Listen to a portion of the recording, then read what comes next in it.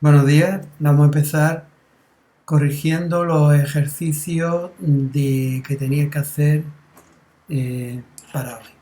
¿Bien?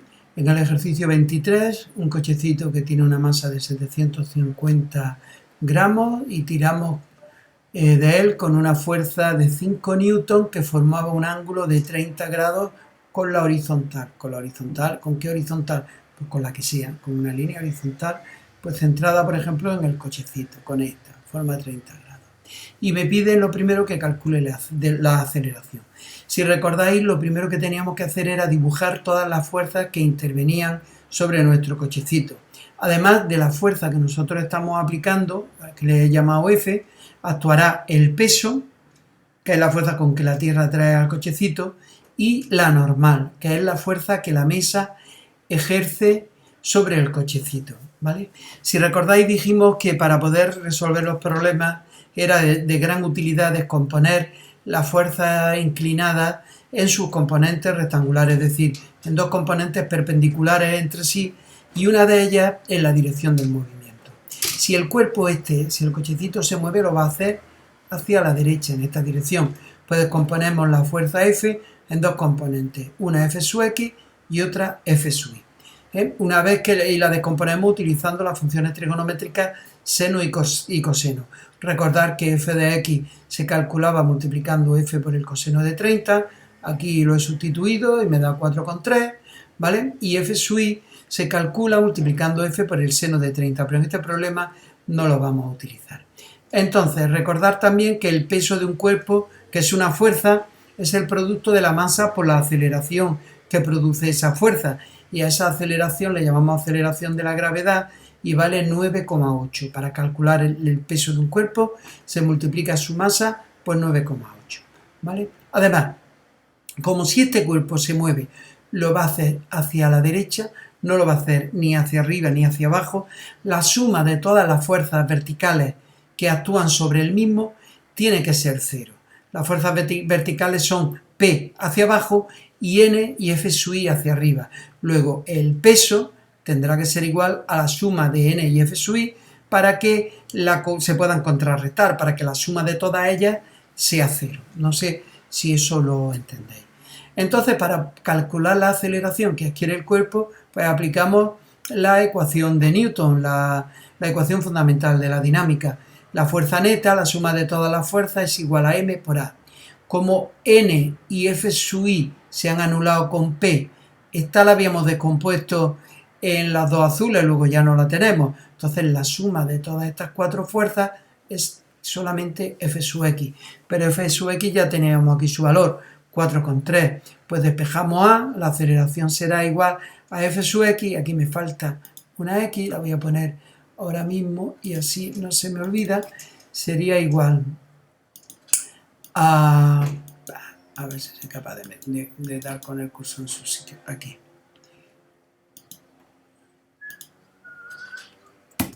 Eso es. F sub x, que vale 4,3, partido la masa, que la tengo que expresar en kilogramos, 0,75, si no me he equivocado en la operación, 5,7 metros partido segundo al cuadrado. Y ahora dice que qué espacio va a recorrer en 3 segundos. Pues como el movimiento acelerado, tenemos que utilizar las ecuaciones de un movimiento uniformemente acelerado. Suponemos que el espacio, la posición inicial y la velocidad inicial es 0, pues un medio de la aceleración 5,7 por el tiempo que es 3 al cuadrado. Operamos, la posición es 25,7 metros, suponemos que estaba en el origen al principio, pues el espacio que ha recorrido son los 25,7 metros. Y para calcular la velocidad que lleva, aquí sí me dice que inicialmente estaba en reposo, ya lo vimos el otro día, pues si aplico la ecuación de la velocidad, suponiendo que la velocidad inicial es 0. Aceleración 5,7 por 3, 17,1 metros partido por segundo. Pues ya está, ese sería el ejercicio 23.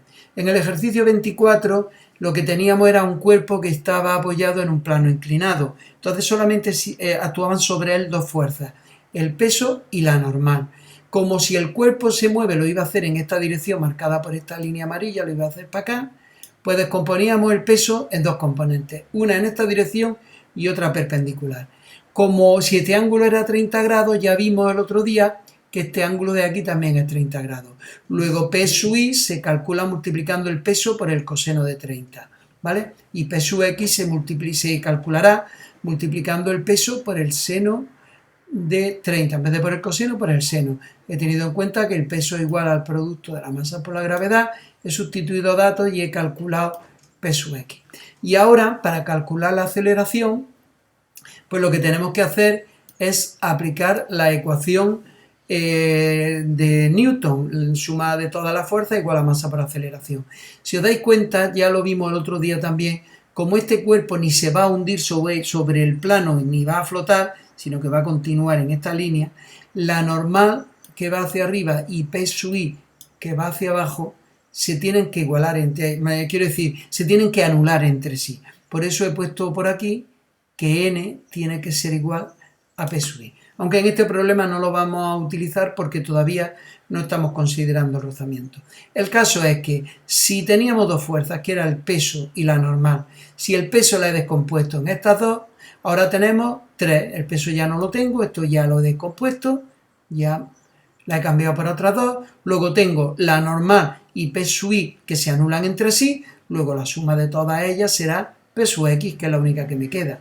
Pues suma de todas las fuerzas, P sub X igual a M por A. Como P sub X lo habíamos calculado aquí, 24,5, y la masa me la dan, que son 5 kilogramos, calculo la aceleración. Y luego, para ver el espacio que recorre en 2 segundos, pues supongo que al principio está en el origen, supongo que parte desde la posición inicial igual a 0, pues entonces, sí, supongo que no lleva velocidad inicial, lo dejo ahí y empiezo a deslizar. Luego, esto es 0, pues un medio de la aceleración por el tiempo al cuadrado, un medio de, ¿dónde está la aceleración? De 4,9 por 2 al cuadrado, ahora el tiempo es 2 segundos, sale 9,8 metros. Y ahora me dice que qué tiempo va a tardar en recorrer un espacio, una longitud de 15 metros. Pues suponemos, como antes, que estamos en el origen, luego esto es 0 y esto es 0. Si quiero recorrer 15 metros, me quiero ir a una posición 15 con respecto a la posición inicial. Aunque aquí parezca que va hacia la izquierda, sé que tiene que bajar el plano, no lo puede subir y no tomo menos 15 porque se mueve hacia la izquierda. En estos ejercicios de plano inclinado no hacemos uso de los signos en las posiciones, porque está claro cuál va a ser el recorrido que va a seguir el cuerpo. Entonces, simplemente, si yo quiero saber que va a tardar en recorrer 15 metros, en estar en una posición de 15 metros con respecto al origen, pues aquí pongo 15, aquí lo he hecho, aquí pongo 15. Como esto es 0 y esto es 0, pues un medio de la aceleración y por el tiempo al cuadrado. Y despejo el tiempo. El 2 pasa multiplicando al 15, que me da 30, y el 4,9 dividiendo, y me queda a la derecha t cuadrado. Luego t será la raíz cuadrada de esta expresión, y eso sale 2,5. ¿Vale? En el ejercicio 25 es exactamente igual que el anterior, pero ahora os pregunto que con qué aceleración subirá si tiro hacia arriba de él con una fuerza de 35 newton paralela al plano. Si este es el plano, una fuerza de 35 newton paralela al plano es esta. Me va a ocurrir igual que antes. La normal y P sub I se van a anular. Si ahora aplico la ecuación de Newton, la suma de todas las fuerzas va a ser F, que tira, dice que va... Que con qué aceleración subirá, pues F tiene que ser más grande que P sub X. La suma de todas las fuerzas será F, que favorece el movimiento, y P sub X, que se opone. Pues en suma de todas las fuerzas pongo F menos P sub X, sustituyo valores, sustituyo la masa y despejo la aceleración. Y con esto he terminado. Pues mirad, ahora lo que vamos a ver nuevo en la clase de hoy es la fuerza de rozamiento. La fuerza de rozamiento es una fuerza que se opone al movimiento de los cuerpos y que depende de la naturaleza de las superficies que están en contacto, es decir, de si son de un material o si son de otro, y de su grado de pulimento, de si están más pulidas o menos pulidas. y esa dependencia viene establecida por un número que se denomina coeficiente de rozamiento. Es un número que no tiene dimensiones y que me lo tendrán que dar. La fuerza de rozamiento se calcula siempre. Ya he dicho que es una fuerza que se opone al movimiento de los cuerpos, tiene la misma dirección del movimiento pero sentido contrario, y se calcula siempre multiplicando un coeficiente de rozamiento, que es un numerito que me lo tienen que dar, por la normal, ¿vale? Entonces, vamos a echar un poco más marcha atrás. Y, por ejemplo, en este ejercicio de aquí, pues en este ejercicio de aquí yo no había pintado dos fuerzas más que existían porque se anulaban entre sí, que era el peso y la normal, ¿vale? Y la normal. Si ahora considero fuerza de rozamiento, como el cuerpo se va a mover hacia la derecha, pues la fuerza de rozamiento iría hacia la izquierda. Esta sería la fuerza de rozamiento. Y para calcular esa fuerza de rozamiento, yo tendría que multiplicar el coeficiente de rozamiento, que es un número que me tienen que dar como un dato del problema, por la normal. La normal no me la van a dar, pero yo sé, lo hemos visto ya varias veces, que la normal es igual al peso y de sentido contrario, su valor numérico es el mismo. Pues entonces lo que hago aquí es poner el peso. Ya sabéis que el peso era el producto de la masa por la gravedad. Pues de esta manera calculo la fuerza de rozamiento. Y entonces ahora en este problema, al aplicar la fórmula de Newton, tendríamos la fuerza F que favorece y la fuerza de rozamiento que se opone. Entonces la aceleración ahora ya saldría otra cosa. Una vez que tuviéramos la aceleración, el apartado B y el C se haría exactamente igual, ¿vale? En el ejercicio, bueno, aquí, pues, en este ejercicio de aquí, pues en este ejercicio de aquí, la fuerza de rozamiento vendría hacia atrás. Hemos dicho que la fuerza de rozamiento se calcula siempre. Ay, que la taza, escribí con esto. Se calcula siempre. A ver si soy capaz yo de. Al revés. Sí. Ahora, hemos dicho que la fuerza de rozamiento se calcula multiplicando un número que me da por la normal. Pero aquí la normal, si os dais cuenta de esta expresión, ahora si yo despejo de aquí la normal va a ser el peso menos F sub I. Pues tenemos que calcular el peso, masa por gravedad, sustituimos los datos, calculamos F sub I utilizando esta expresión, ya tenemos N y ahora esto lo traeríamos aquí para calcular la fuerza de rozamiento. Y ahora al aplicar la ecuación de Newton, como N, F sub I se anulan con P, tendríamos F sub X que favorece el movimiento y F sub R que se opone. Luego ahora esta ecuación sería de esta manera.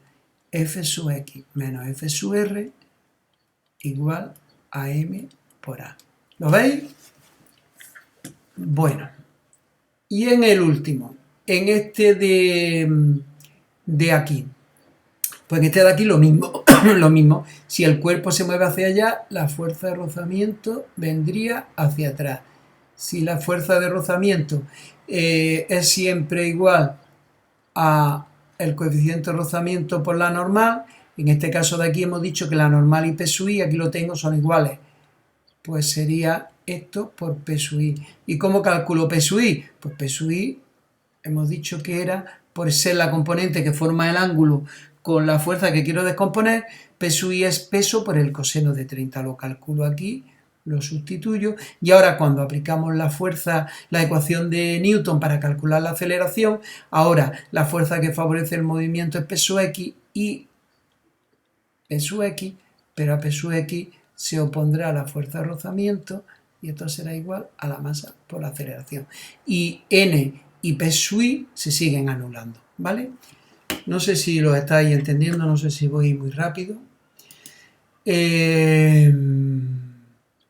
Bueno, y este ejercicio es lo mismo, lo único es que ahora, como el cuerpo se va a mover hacia arriba, pues ahora la fuerza de rozamiento va a ir hacia abajo.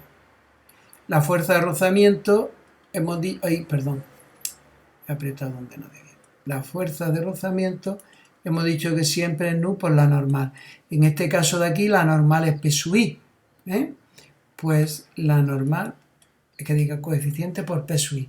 Y P sub I se calcula multiplicando el peso mg por el coseno de 30. De esa manera tenemos la fuerza de rozamiento. Y ahora, cuando aplicamos la ecuación de Newton, la suma de todas las fuerzas, pues ahora sería fuerza que tira para arriba y que va a hacer que el cuerpo suba.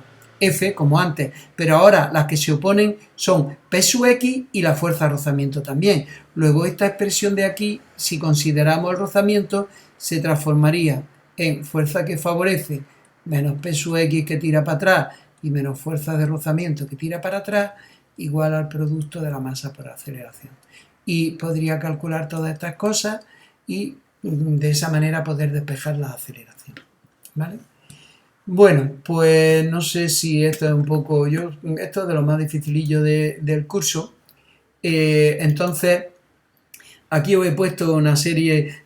tenéis que pensar que si, por ejemplo, le queréis empujar a un armario, el armario al principio, mientras que no se mueva, os va a costar más trabajo que empiece a moverse, pero una vez que ya lo está haciendo, va a costar menos trabajo que siga deslizando. Es decir, tenemos que diferenciar entre fuerza de rozamiento estática, cuando un cuerpo está quieto y queremos empezar a moverlo, de fuerza de rozamiento dinámica o cinética, que es con la que nosotros vamos a trabajar. Esta es la que me van a dar en todos los problemas. Si os dais cuenta, pues por ejemplo, si el acero contra el acero, pues rozan bastante más que, por ejemplo, el teflón contra el teflón, que solamente tiene un coeficiente de 0,04. Bueno, esto simplemente lo he puesto como curiosidad para que lo veáis. Lo que es concreto, no sé qué será concreto, a ver si es concreta, no lo sé, será cemento. El caucho sobre el cemento, fijaros que tiene un coeficiente de rozamiento pues bastante alto, 0,8, incluso 1 cuando tenemos que empezar a moverlo, ¿vale? Bueno, pues ahora se trata de hacer para el próximo día, para el viernes, que es el último día que tenemos clase esta semana, el viernes vamos a terminar ya este tema, el ejercicio 26. Aquí os he pintado las fuerzas que actúan para ayudar un poquito. Esta es con la que tiro, como ahora estoy considerando el coeficiente de rozamiento, ahora va a haber fuerza de rozamiento que va a ir para atrás. Recordar que la fuerza de rozamiento se calcula multiplicando la fuerza de rozamiento, se calcula multiplicando el coeficiente por la normal, y que en este caso la normal y el peso son iguales. Una vez que tenemos esto, lo único que tenemos que hacer es aplicar la ecuacióncita y de ahí despejamos la aceleración. Ese es el primero. Este, pues ya lo hemos visto exactamente igual. En este caso, la fuerza de rozamiento, como siempre, es el coeficiente de rozamiento por la normal, pero aquí la normal es igual a P sub I. La normal y P sub I son iguales, ¿vale? Y ahora, al aplicar la ecuación de Newton, F igual a M por A, fuerza que tira hacia abajo menos fuerza que se opone, igual a M por A. Y de ahí despejamos y resolvemos, ¿vale? Y ya está, eso es lo que tenéis que hacer para el viernes, el ejercicio 26 y el ejercicio 27, que lo tenéis por aquí, los voy a borrar para que no os fijéis mucho, para que penséis un poquito, está explicado por otro lado. De todas formas podéis echar para atrás el vídeo y lo podéis ver perfectamente, pero bueno. Bueno, pues nada, a animaros y trabajar, que ya va quedando menos, ¿vale? Muchas gracias.